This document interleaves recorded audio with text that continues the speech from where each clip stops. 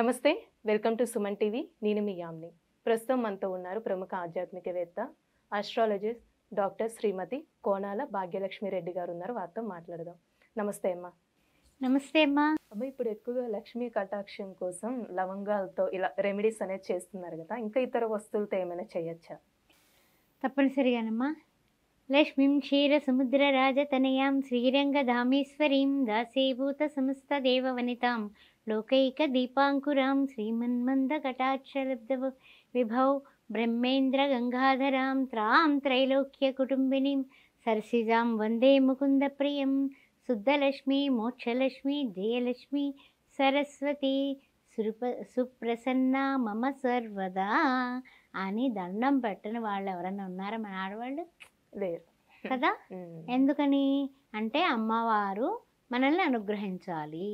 అమ్మవారు మనల్ని అనుగ్రహించి మనం అమ్మవారి ఆరాధనలో మనం తరిస్తూ అమ్మవారిలాగా మనం కూడా రెడీ అవ్వాలి కదా. మరి మనమేమో అమ్మవారిలా రెడీ కాకుండా చక్కగా మనమేమో జడ వేసుకోకుండా ముడి వేసుకునో లేకపోతే జుట్టు విరబోసుకునో పూజ చేస్తే అమ్మవారు ఎట్లా వస్తుంది? రాదు. అందుకని శుచి శుభ్రత అన్నీ ఉంటూ మనం చేసుకోవాల్సిన రెమెడీకి కావాల్సింది ఏమిటంటే ముఖ్యంగా ఇల్లు శుభ్రంగా పెట్టుకోవాలి. రెండేంటంటే శ్రీ మహాలక్ష్మి ఆరాధన ప్రతి శుక్రవారం నాడు చేసుకోవాలి. ఇందువల్ల శుక్రగ్రహానికి అధిష్టాన దేవత మహాలక్ష్మీదేవి. అందువల్ల ఇప్పుడు మనం లవంగాలతో చేసినటువంటి రెమెడీస్ మీకు తెలుసు. యాలక్కాయలతో రెమెడీస్ చెప్పుకుందాం. ఈ యాలక్కాయలు అంటే అమ్మవారికి చాలా ఇష్టం. ఎందువల్ల అంటే తాంబూల పూరిత ముఖ మృణాలి అని అంటూ ఉంటాం అమ్మవారిని. ఏంటి? లలితా సహస్రనామంలో. అంటే తాంబూలం వేసుకునే అలవాటు ఉంది కాబట్టి ఆ ఇలాచీతో కూడినటువంటి తాంబూలం అంటే అమ్మవారికి చాలా ఇష్టం అట. అందువల్ల అమ్మవారు ఈ తాంబూలం ఇలాచీలు మనం ఏం చేయాలంటే శుక్రవారం నాడు పూజ చేసుకోవాలంటే శ్రీ మహాలక్ష్మి ఆరాధన చేయాలంటే గురువారం నాడు ఒక 108 యాలక్కాయలు ముందు నీళ్ళలో నానబెట్టుకోండి. నానబెట్టుకుని పక్కన దేవుడి గుట్లో పక్కన పెట్టుకోండి ఒక గిన్నెలో. అవి శుక్రవారం పొద్దున్నే పసుపు రంగు దారంతో గుచ్చిస్తే 108 కానీ 54 కానీ 27 కానీ అలా అన్నమాట చేసుకోవాలి. చేసుకొని చక్కగాని ఆ పటానికి వేసేయండి. పటానికి వేసేసి ఓం ప్రకృత్యై నమః, ఓం వికృత్యై నమః, ఓం శ్రద్ధాయ నమః, ఓం సర్వభూత హితప్రదాయ నమః, ఇలాగా మనం ఓం భువనేశ్వరియే నమః అంటే భువనాలన్నింటినీ కూడా ఏలేటటువంటి అష్ట ఐశ్వర్య సంపన్నురాలైనటువంటి శ్రీ మహాలక్ష్మీదేవిని మనం ఆరాధన చేసుకుంటాం. అష్టోత్తరంతో సహస్రసంతో చేసేసారు. చక్కగా పళ్ళు పలహారాలు అన్నీ నివేదన చేసేసారు. చేసిన తర్వాత ఒక ఆకుపచ్చ రంగు క్లాత్ తీసుకోండి. తీసుకుని ఆకుపచ్చ రంగు క్లాత్లో చక్కగా పసుపు కుంకుమ చిటికెడు వేసి 2 అక్షంతల గింజలు వేసి అప్పుడు మనకి పూజ అంతా అయిపోయింది కదా, నమస్కారం చేసేసుకున్నాం కదా, చక్కగానే చేసేసుకున్న తర్వాత ఈ ఇలాచీ మాలని దీనిలో పెట్టండి. తర్వాత మనకి ప్రసాదాల్లో వేస్తారు కర్పూరం. వెంకటేశ్వర స్వామి ప్రసాదాల్లో వాడతారు. అంటే మంచి పచ్చకర్పూరం. ఆ పచ్చకర్పూరాన్ని తీసుకోండి.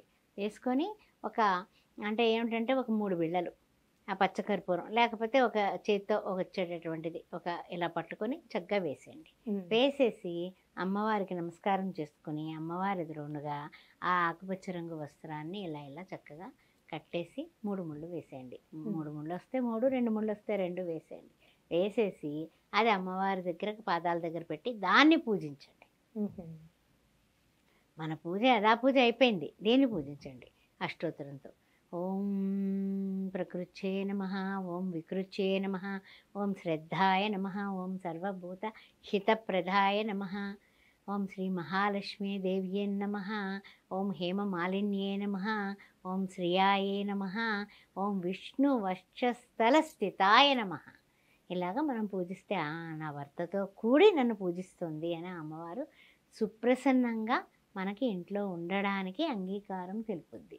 అప్పుడు దాన్ని మంచిగా గుగ్గిలం కానీ లేకపోతే ఏదైనా సరే ఇప్పుడు మనకి అన్ని రకాల మాధ్యమాల ద్వారా దొరుకుతున్నాయి కదా, సాంబ్రాణిక వస్తున్నాయి కదా ధూప్ స్టిక్స్, దాన్ని మంచిగా వేసేయండి. ఒక 10 పసుపు రంగు గవ్వలు వేయండి. పసుపు రంగు గవ్వలు 10 వేయండి. 10 లక్ష్మీ గవ్వలు అంటే దొరుకుతాయి. అవి వేసి ఇది పొట్లం కట్టేసేయండి. ఒక 5 రూపాయల నాణాలు వేసేసి కట్టేసేయండి. కట్టేసి ఇది పూజ చేసిన తర్వాత అప్పుడు బీరువాలో కానీ మీ డబ్బులు వచ్చే పెట్టెలో కానీ పెట్టుకొని మీరు మరలా శుక్రవారం వస్తుంది కదా, ఇది తీసి ఈ ఆకుపచ్చ రంగు వస్త్రాన్ని కూడా తీసేసి మరలా పూజ చేసిన దండ మళ్ళా అదే వస్త్రంలో మళ్ళీ కట్టి మళ్ళీ పూజ చేసి మళ్ళీ లోపల పెట్టండి. ఈ మాల ఏం చేస్తామని అనుకుంటున్నారు కదా మీరు, మాల ఏంటి అంటే కనుక మీ బీరువాలో అలా ఉంచండి, బీరువాలో ఉంచండి. ఎందుకంటే ముద్దార్తక మంచి పచ్చకర్పూరము ఈ యొక్క ఇది ఎక్కడైతే ఉంటాయో లక్ష్మీదేవి మీ ఇంట్లోంచి వెళ్ళదు. అలాగా 6 వారాలు చేయండి, శుక్రవారాలు 6 వారాలు చేయండి. మధ్యలో ఆడవాళ్ళకి ఆటంకాలు వస్తే ఆపేసి మరలా తరువాత వారం మళ్ళీ లెక్క పెట్టుకోండి. అలా చేసుకుంటే మీకు శ్రీ మహాలక్ష్మి కటాక్షం తప్పనిసరిగా ఉంటుంది. ఇవి ఏం చేస్తారంటే కనుక మీ ఆయన పర్సులో కానీ, మీ ఆయన పర్సులో ఒక వారం దండ బీరువాలో ఉంచుతాం. ఒక వారం దండ డబ్బులు పెట్టుకుని ఇప్పుడు ఏదైనా బిజినెస్ ఉంటుంది ఆ పెట్టిలో పెట్టుకుంటాం. ఒక వారం ఉట్నే అస్తమానం ఒక డబ్బాలో డబ్బులు వేసుకుని తీసుకుంటూ ఉంటాం కదా, దాంట్లో పెడతాం. అలాగా మీరు ఈ 6 దండలు కూడా మీ ఇంట్లోనే మీరు ఉపయోగించుకోండి.